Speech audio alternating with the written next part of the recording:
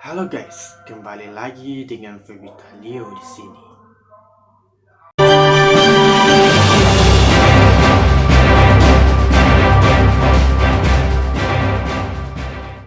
Kali ini Febitalio akan menceritakan sebuah kisah yang menurut saya itu sangat menarik. Kisah ini juga terbilang seram dan horor. Banyak tanda tanya di kisah tersebut. Kisah tersebut adalah tentang Sungai Kematian. Kenapa topik ini saya ambil dengan nama Sungai Kematian? Karena di sungai ini sudah banyak terjadi kasus hilang nyawa seseorang atau banyak kasus yang menyebabkan kematian kepada seseorang. Sungai ini terletak di daerah Sumatera, salah satu kampung di Sumatera. Penampakan sungai ini pada umumnya sama seperti sungai-sungai di daerah lain. Sungai ini juga banyak digunakan oleh masyarakat sekitar untuk kebutuhan sehari-hari, seperti mencuci, mandi, dan menggunakan air tersebut untuk kebutuhan sehari-hari maupun untuk membuat makanan yang dihidangkan kepada keluarga. Awal mula sungai ini sama seperti sungai pada umumnya. Banyak anak-anak yang mandi di sana. Seluruh aktivitas masyarakat sebagian besar dilakukan di sungai tersebut. Kenapa sungai ini terbilang horor? Itu bermula kasus atau kepercayaan masyarakat di sana yang terbilang masih mempercaya akan hal-hal tradisional seperti pengobatan lewat dukun dan lain-lainnya. Ini bermula saat itu ada seorang bapak-bapak yang lagi duduk di belakang rumahnya. Kebetulan belakang rumahnya itu merupakan aliran sungai tersebut. Bapak-bapak itu lagi santai di bangku-bangku di bawah pohon di belakang rumahnya tersebut. Secara pemandangan, bapak-bapak ini bisa melihat ke arah sungai tersebut.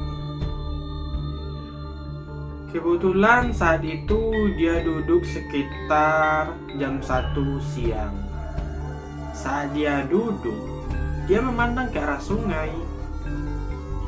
Saat dia memandang ke arah sungai, dia melihat seperti anaknya yang lagi mandi-mandi di sungai. Kebetulan di desa tersebut emang banyak sih anak-anak kecil yang sering mandi-mandi di sungai. Tapi anehnya kalau untuk jam 1 siang, itu terbilang tidak ada anak-anak yang mandi di sungai. Karena cuaca di daerah tersebut lagi panas-panasnya, jadi tidak mungkin anak-anak yang mandi di sungai. Karena ada kepercayaan juga kalau sekitar jam siang tersebut atau jam 1 tersebut, anak-anak dilarang mandi di sungai. Konon katanya jam-jam tersebut yang mandi bukan orang, tapi ada sebangsa makhluk lain yang mandi di jam-jam tersebut. Saat bapak itu melihat anaknya, dia coba memanggil anaknya. Dia teriak memanggil anaknya, "Nak, nak, nak, cepat keluar. Ngapain mandi siang-siang bolong?" Bapak itu terus teriak, tapi anak yang dilihat di sungai tersebut hanya ketawa-ketawa sama teman-temannya sambil main-main air. Karena anaknya ini tidak mendengar panggilan dari bapaknya, akhirnya bapak ini mencoba untuk menyamperin anak itu ke sungai tersebut. Saat dia sampai di sungai tersebut, anehnya tidak ada orang. Tidak ada satu orang pun yang ada di sungai tersebut. Bapak ini berpikir, anak saya tadi kemana ya? Karena saking herannya, bapak ini kembali lagi ke rumahnya dan duduk lagi di pohon tersebut. Lagi-lagi saat dia melihat ke arah sungai, anaknya ini mandi-mandi lagi yang dilihatnya. Terus dia ngomong lagi kepada anaknya, "Nak, denger gak? Papa manggil nih. Keluar, gak baik mandi-mandi siang hari." Lagi-lagi tidak ada yang menyaut panggilan tersebut. Dia coba datang lagi ke sungai tersebut, dan hasilnya tetap sama. Tidak ada orang di sungai tersebut. Setelah kejadian itu, bapak tersebut tiba-tiba sakit, demam tinggi. Secara penyakit, mungkin orang-orang sana mengira itu hanya demam biasa. Tapi penyakit ini tidak sembuh-sembuh. Hari demi hari, minggu, bahkan penyakit ini sudah sampai 1 bulan tidak sembuh-sembuh juga. Yang menyebabkan bapak ini hanya terbujur kaku di tempat tidurnya. Saat dipanggil bidan yang lagi bertugas di daerah sana, bidan itu meriksa bapak itu hanya mengalami dehidrasi. Tapi secara penjabaran yang disampaikan bapak tersebut, seluruh tubuhnya itu benar-benar sakit, seperti ada yang ngikat dan ada yang nyambung. Seakan-akan setiap harinya dia selalu berteriak, merasa sakitnya itu benar-benar tidak bisa dikontrolnya. Setelah dia cerita awal mulanya tersebut, kenapa dia bisa sakit, bermula saat melihat anak-anaknya lagi mandi di sungai tersebut. Karena mendengar berita tersebut, anak-anaknya ngomong kepada ayahnya atau kepada papanya, "Tidak, Pak, kami tidak pernah mandi sungai. Bapak tahu kalau kami ini jarang mandi sungai, biasanya kami itu mandi di rumah." Karena saking kagetnya bapak ini mendengar ceritanya, "Tidak mungkin, Nak. Papa melihat kalian lagi mandi-mandi rame-rame." Karena tidak mau memperpanjang cerita tersebut, akhirnya keluarga tersebut memutuskan untuk melakukan pengobatan tradisional atau melakukan pengobatan lewat dukun. Akhirnya diberilah jampian-jampian oleh dukun-dukun tersebut. Dan dukun tersebut menginformasikan bahwa ramuan jampi-jampian tersebut harus dihanyutkan di sungai tersebut. Akhirnya ramuan tersebut dihanyutkan di sungai tersebut. 2 hari setelah pengobatan dari dukun ini, bapak ini sembuh. Tapi di hari ketiga, hal aneh terjadi. Malamnya, bapak itu teriak-teriak seakan melihat sesuatu yang ingin menjemputnya. Bapak ini minta tolong, teriak, "Tolong, saya tidak mau ikut. Kalian siapa?" Seakan keluarganya itu langsung ketakutan mendengar teriakan dari bapaknya. Tidak berselang lama, akhirnya bapak ini meninggal. 2 minggu setelah kejadian bapak ini meninggal, banyak masyarakat atau keluarga di daerah sana menginformasikan atau memberitahu kepada anak-anaknya untuk jangan main-main dulu di sungai karena takut akan terjadinya hal yang sama. Kebetulan hari itu hari Rabu. Hujan sangat deras di daerah sana. Air pun meluap dari sungai. Kebiasaan orang-orang kampung, biasanya kalau air lagi menguap, pasti mereka main-main air atau main banjir. Ataupun anak-anak cowok suka berhanyutan di sungai untuk ngambil kayu-kayu yang hanyut. Saat itu kejadian malang pun terjadi lagi. Terjadi kepada anak di desa tersebut. Anak-anak itu karena airnya sudah meluap, banyak kayu yang hanyut dari hulunya menuju hilir. Anak-anak itu coba untuk berenang menyeberangi sungai tersebut dengan cara berenang untuk mengambil kayu-kayu yang hanyut tersebut. Awalnya tidak terjadi apa-apa. Walau secara tingginya air di sungai tersebut sudah benar-benar tinggi. Karena luapan air itu sudah benar-benar besar karena hujan yang lebat. 1-2 kayu yang hanyut berhasil mereka ambil dan mereka bawa ke pinggir. Tapi malangnya, karena hari sudah makin siang, hal yang tidak diinginkan pun terjadi. Saat itu, bilang saja, waktu itu ada anak laki-laki yang bernama Adit. Dia melihat itu ada kayu yang sangat bagus hanyut, yang diikutin oleh sampah-sampah yang hanyut di sungai tersebut. Dia coba melompat untuk mengejar kayu tersebut. Tapi anehnya teman-teman yang lain malah ketawa, ngomong, itu Adit mau ngejar apa ya? Kok dia ngejar sampah ya? Itu kan gak ada kayu. Dari secara jauh, teman-temannya melihat itu gak ada kayu satupun. Akhirnya, karena mereka merasa Adit ini ngelucu, mereka biarin aja. Karena saat itu mereka merasa Adit ini bercanda, jadi mereka tidak terlalu menghiraukan. Lama-lama mereka lihat Adit ini seperti orang tenggelam, seperti ada yang menariknya ke bawah. Dia berteriak minta tolong.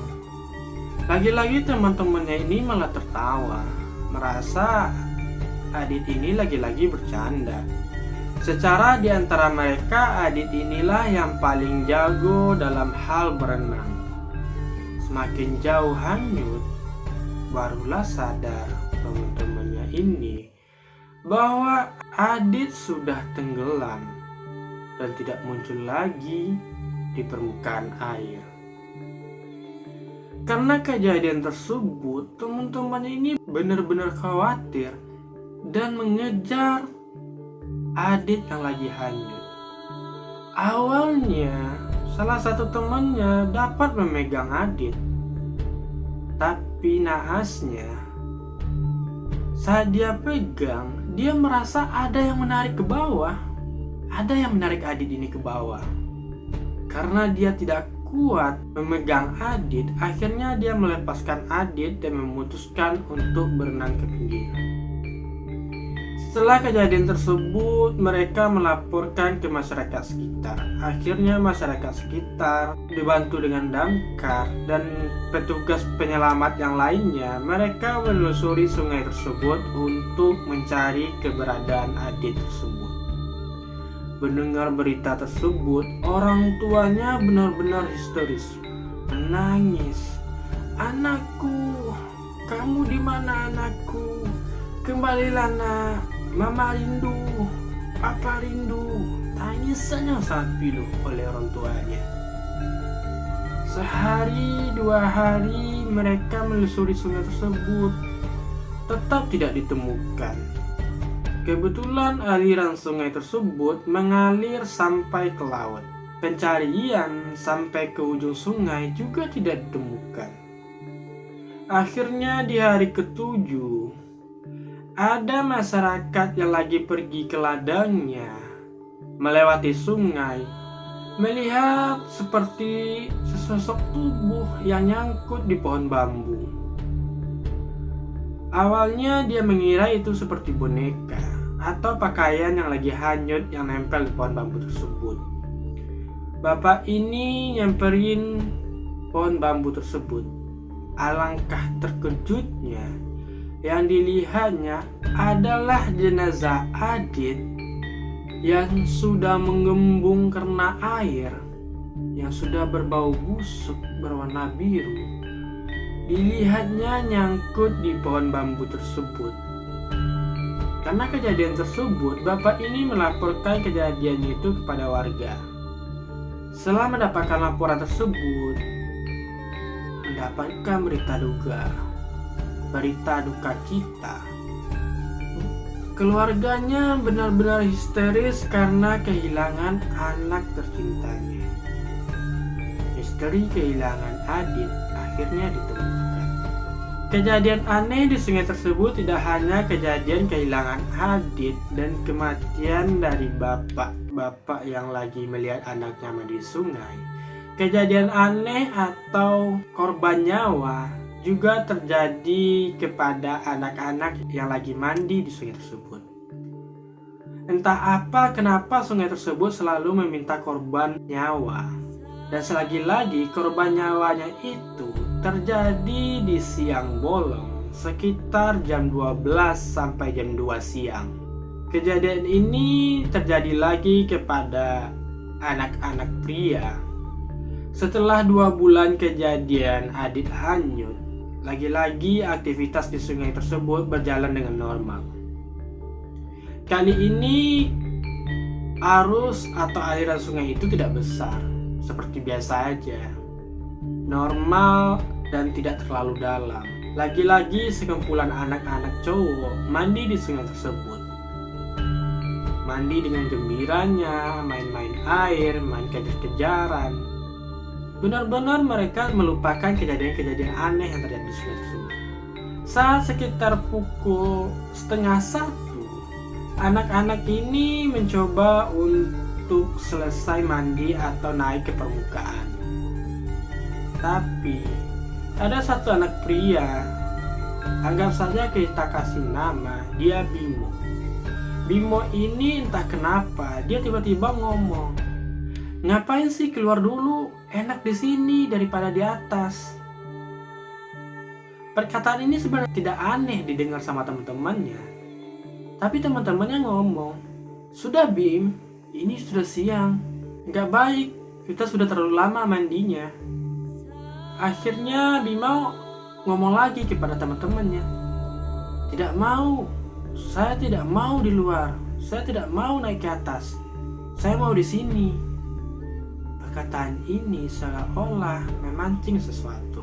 Akhirnya Bimo dipaksa sama teman-temannya untuk naik ditarik. Saat mereka narik Bimo, tiba-tiba dari bawah ada yang narik Bimo ke bawah lagi. Seakan-akan pegangan temannya ini kepada Bimo lepas dan Bimo tenggelam di sungai tersebut. Teman-temannya ini mengira Bimo ini bercanda, tapi saat dilihat Bimo tidak naik lagi ke permukaan. Setelah teman-teman ini coba terjun ke sungai tersebut mencari Bimo, mereka tidak menemukan ada sosok Bimo di dalam air tersebut. Padahal secara penampakan airnya itu tidak lagi besar. Harusnya kalaupun dari atas dilihat, jika Bimo tidak ada di dasar sungai tersebut harusnya kelihatan. Bahkan ini sudah diselam pun ke bawah, mereka juga tidak melihat keberadaan Bimo. Mereka pun histeris dan menangis melaporkan kejadian tersebut. Pencarian pun dilakukan besar-besaran. Seminggu pencarian, seluruh sungai sudah ditelusuri. Dari tempat Bimo mandi sampai ke hilir sungai sudah ditelusuri. Tidak ada keberadaan Bimo. Seluruh penyelam yang handal, tim SAR, sudah dikerahkan untuk mencari Bimo. Saat itu tim SAR melakukan pencarian di hari ketiga. Di hari ketiga, tim SAR menemukan ada satu goa tidak jauh dari tenggelamnya Bimo. Goa tersebut berada di dalam sungai.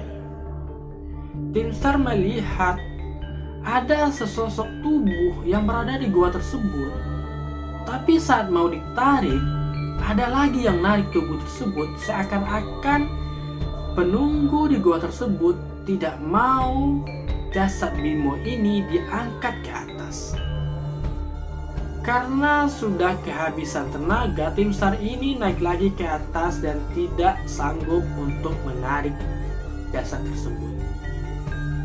Tapi anehnya, tim SAR kedua yang coba menyelami gua tersebut, tim SAR ini tidak melihat ada gua di sana. Yang dilihat cuma ada kumpulan tanah atau dinding-dinding tepian sungai tersebut. Seakan mereka benar-benar tidak percaya atau aneh dengan kejadian tersebut. Karena kejadian ini sudah ganjil, akhirnya mereka memutuskan untuk menggunakan tenaga spiritual. Tenaga spiritual ini dipanggil dari keluar kota yang diyakini bisa atau memiliki kemampuan untuk berkomunikasi dengan makhluk astral. Akhirnya seluruh sajian, seluruh tapa, seluruh ajian-ajian dikeluarkan oleh tenaga spiritual ini. Saat itu dia menjabarkan bahwa Bimo ditarik oleh sosok makhluk di siang hari tersebut. Awalnya makhluk ini sudah menandai Bimo dari jauh-jauh hari karena ketertarikannya kepada Bimo. Kebetulan makhluk ini punya kesempatan di siang tersebut untuk mengambil raga Bimo. Mendengar cerita tersebut, lagi-lagi orang tuanya histeris, minta bantuan agar anaknya ditemukan. Kalaupun anaknya sudah meninggal, sekurang-kurangnya jasadnya itu bisa diambil agar dikebumikan dengan layak. Tenaga spiritual ini berusaha dengan keras. Akhirnya hasilnya itu lagi-lagi nihil. Saat itu tenaga spiritual mengungkapkan kalau jasad dari Bimo tersebut sudah tidak berada di sungai tersebut. Karena saat dari hari kehilangan sampai sekarang itu sudah berjalan 2 minggu. Tenaga spiritual ini menjabarkan bahwa jasad dari Bimo tersebut sudah diterbangkan ke gunung tidak jauh dari sungai tersebut. Lagi-lagi pencarian dilakukan di gunung tersebut. Tapi apa daya, hasilnya tetap nihil.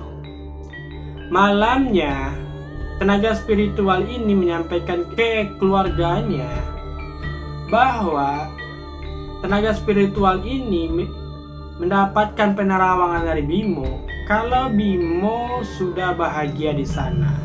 Tapi tenaga spiritual ini mengungkapkan kepada orang tuanya, jika orang tuanya mau bicara dengan Bimo, dia bisa jadi perantara atau menyambungkan agar orang tua ini bisa bicara dengan Bimo, yaitu lewat mimpi. Karena saking rindunya kepada anaknya, orang tuanya tersebut memutuskan untuk setuju agar bisa disambungkan, bisa bicara dengan anaknya. Malamnya itu mereka melakukan tapa dan menyuruh orang tuanya untuk tidur duluan. Di dalam mimpinya itu benar-benar nyata, benar-benar bisa orang tuanya ini berkomunikasi dengan Bimo. Di mimpinya orang tuanya itu menjabarkan dia melihat anaknya ini menunggangi sebuah kuda putih. Anaknya itu pakai baju putih. Anehnya di belakang anaknya ini ada sosok perempuan yang lagi memeluknya. Anaknya itu menjabarkan, "Ma, sudahlah, jangan cari saya. Saya sudah bahagia di sini." Orangnya tuanya itu berusaha, "Tidak, Nak. Ini bukan tempatmu, kembalilah. Papa Mama rindu." Lagi-lagi Bimo yang dipeluk sama makhluk tersebut mengungkapkan, "Tidak, saya tidak mau kembali. Saya suka di sini." Karena pengungkapan Bimo ini yang tidak mau kembali, yang menyebabkan tenaga spiritual ini tidak bisa mengembalikan Bimo ke alam seharusnya.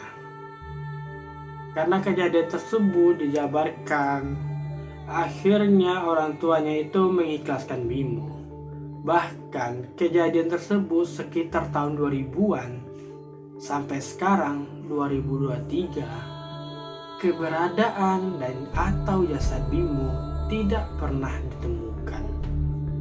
Semoga almarhum yang meninggal, nyawa-nyawa yang hilang di sungai tersebut diberikan tempat terbaik di sisi Tuhan, dan keluarga ditinggalkan selalu diberikan kesabaran. Oke guys, itulah cerita singkat atau cerita nyata dari sungai mematikan ini. Sungai yang selalu mencari korban nyawa, karena di daerah tersebut banyak mitos untuk jangan mandi di siang bolong, karena yang mandi di siang bolong itu bukan manusia. Bagi teman-teman yang sudah mendengar cerita ini, jangan lupa untuk subscribe, like, and share ya, karena bantuan dari kalian akan bikin kita semangat untuk selalu bercerita. Stay tuned Febitalio, see you guys!